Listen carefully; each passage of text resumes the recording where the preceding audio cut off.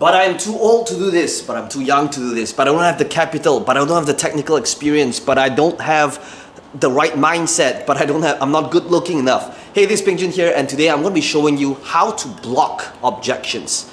That means I'm not teaching you how to overcome them, I'm going to be showing you how to present, persuade, and position any presentation and include these objections in there so that your customers and your audiences don't even bring it up in the first place. So today I'm going to be taking you behind the scenes to a coaching session that I recently did that shows you exactly how to make that happen. But the truth is, we really covered a whole lot more. We talked about ads, talked about scaling, talked about including in presentations, talked about how to avoid ad fatigue, and really take any presentation, offer, or topic, or webinar, or presentation to a whole new level.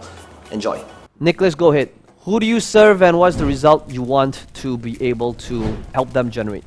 I run a marketing agency, so I'm serving real estate agents.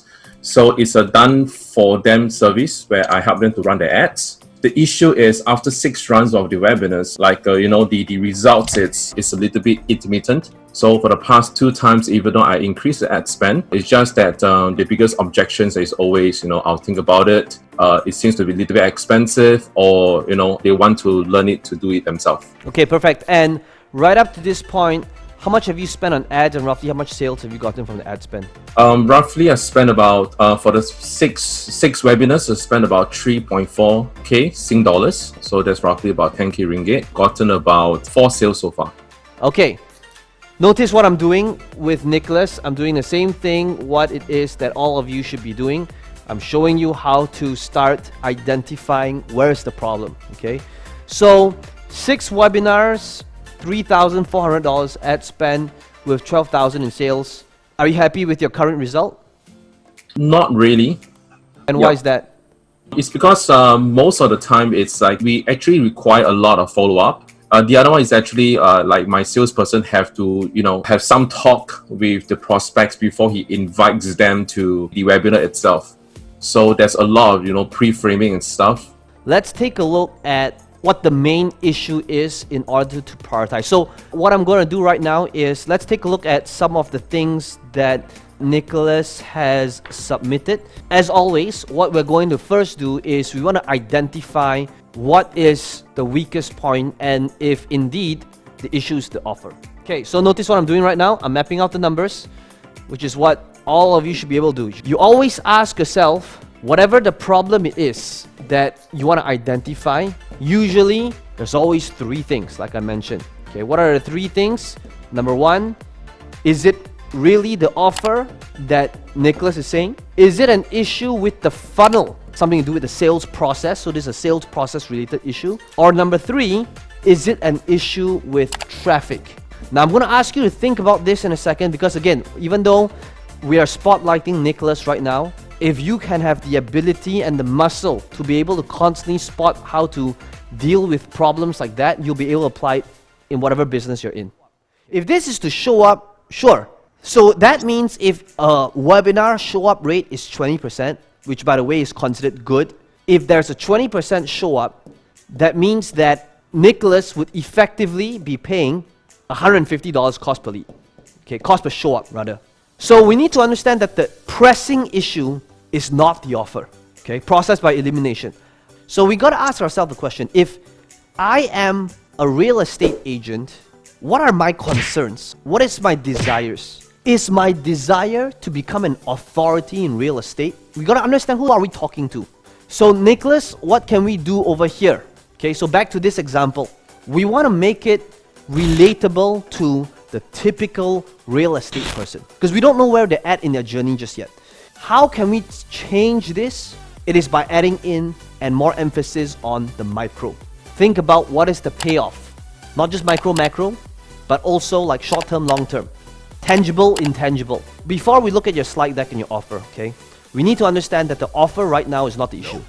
It is basically your landing page and changing it so that it drives your cost per lead down, and also your Facebook ad and coming up with different angles that resonate with different audiences. Because right now, whatever it is, the result is that On the front end, you've been paying $1, you get back $3 in return. Even though there's always room for improvement, I know that you want to drive your lead cost down. Richard says, how do you know if it's an ad versus the audience fatigue? Richard, it's mainly because he's got one different ad angle. The new way of doing it, which is the CBO, campaign budget optimization, this is where the budget is set at the campaign level. So that means right at the top, which is campaign, instead of setting your budget in ad set, you set it at a campaign level. So the campaign is $30. And what this does is it tells Facebook, if there's ad set 1, 2, 3, you decide how to allocate this $30 based on the conversion that I want. In Nicholas' example, because I want webinar registrations and that is my conversion, that's my goal, you decide based on these different ad sets how you think we should best allocate this budget that will give us more conversions. But how most marketers present something is always end result. But what if you could come from the angle of presenting content, but it's really a testimonial? Here's how it sounds like. So today, let's talk about how this webinar is different. And how it's different is this. So this here is Ria. And then picture of you and her, or perhaps just her. And what Ria was doing is, she was in the real estate market, looking to get more leads, to convert these leads into sales. And just like perhaps some of you that's on the call, she focused on, and then an image comes up. She focused on listings and putting it up on Property Guru. Property Guru. She would do these radio ads. She would be doing these brochures. And then like these images would appear. And then you come from an angle of, and guess what happened? Do you think that these vehicles, these methods, when it comes to lead gen, is still relevant in today's world? Let me know in the comment below. Let them say it. No. Why not? Too time consuming. Why is it too time consuming? Nobody meets up with me for appointments. So now you're literally saying what it is that you're going to say, and you already know what the answers are, and you're going to say, that's correct. Too time consuming. They wouldn't meet up with you. They would ignore you. Listings too expensive. Wasn't effective anyway. Used to be effective 7 years ago. Not effective today anymore. Correct. That's exactly what Ria experienced. And guess what happened? Instead of utilizing these conventional methods, here's what she did instead. And what she did was, she went to take this thing virtually. She started implementing. What did she implement, Nicholas? For her, right now, of course, it's ads, and then through a Zoom call to get a listing, and then using, I think it's Facebook Live. Also using Zoom call and those like WhatsApp video to show the house. Okay, that's what I want to see. Okay, so what I want to see is you will go and take a look at her ads, screenshot some of the things that she's doing, and guess what she did differently? What she did differently was she started taking it virtually. What if I told you that was possible to actually do better than before if you take things virtually? Now, why would that be the case? It is because, well, 99% of all the other real estate agents are not doing that. So what does it mean to take things virtually? Here's what she did. Image of her ad, image of her Facebook Live, image of her Zoom calls. She created a process and she did what it is that you're about to discover on this call, and she took action and she did the 5-step process and she implemented. And the end result, then you can show the screenshot. The end result is in her closing a deal, sold through live virtual viewing, closing a $30,000 deal when everyone else was stuck at home and complaining why they can't meet up with clients. What if on this call here today, you are going to discover how to pivot, how to adjust, and turn this time of crisis into time of opportunity? How many of you would feel that this next 1 hour would be well worth your time? Let me know in the chat. This next person that you're seeing on screen right now is Carol. And Carol, just like many people during this time, was stuck at home. And there was this whole circuit breaker. The lockdown happened. And while most people was watching Netflix, she sold 7 units, developer unit. And we all know, when it comes to development name, if you sold 1 unit, anyone here would like to take a guess how much is the commission for 1 unit? What do you guys think that amount is? Let me know in the chat right now. 30,000, 40,000, 70,000, 60,000. Okay, good answers. The answer is $50,000 per unit. And you know how many she sold? She sold 7. How many of you here would like to discover what you can be doing even if the entire country is on lockdown and sell 7 developer units during a time like this?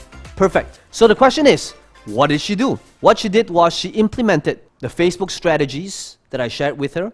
She built up authority. She became somebody that people will look up to because she gave value on social media. And these 7 people, you know what the best part is? They didn't even know her. They watched her stuff on social media. They contacted her. She scheduled a call on Zoom. Now understand something. How many of you are starting to see a pattern here? What is the pattern?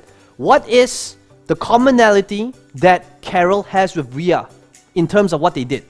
Well, let's talk about what they didn't do. Number 1, they didn't go knocking on doors. They didn't start calling people up saying, "Good morning, sir. Do you have 3 minutes? My name's Carol from Property Guru Agency."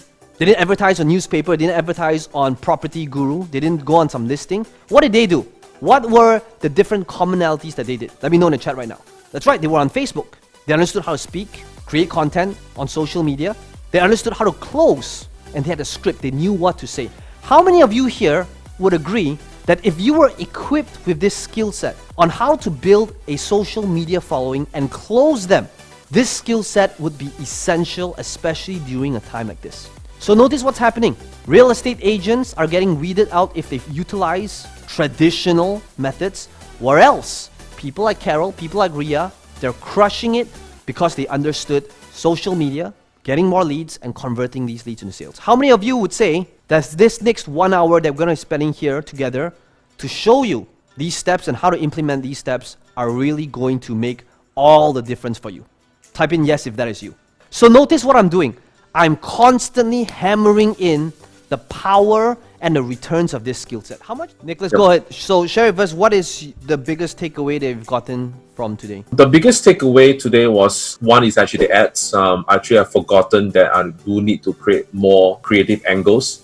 Number 2, it's because that I was actually too technical. I didn't bounce enough. I didn't tell the story deep enough.